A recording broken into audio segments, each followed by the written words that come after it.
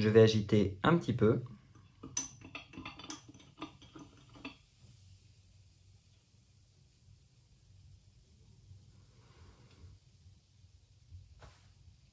Et vous voyez une mousse se former dans votre récipient et suffisamment massive pour qu'elle déborde largement ce récipient et se répande dans l'assiette. Le principe de cette expérience repose sur la mise en œuvre d'une transformation chimique entre deux espèces chimiques réactives.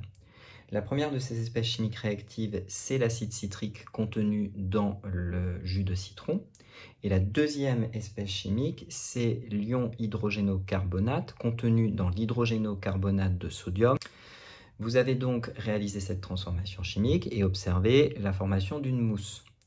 Cette mousse est en réalité la manifestation de la formation de dioxyde de carbone à l'état physique gazeux, qui est libéré lors de cette transformation chimique, mais qui est emprisonné dans le liquide auquel on a ajouté une consistance beaucoup plus visqueuse grâce à la présence des 3 bonbons qui ont été ajoutés au départ.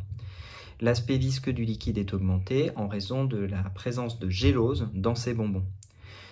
En réalité, en l'absence de bonbons, on peut observer exactement la même transformation chimique, mais le dioxyde de carbone gazeux va se libérer beaucoup plus facilement et rapidement, et la mousse sera donc moins importante et moins consistante. Voilà pour cette expérience de chimie, et je vous propose juste après un petit bonus.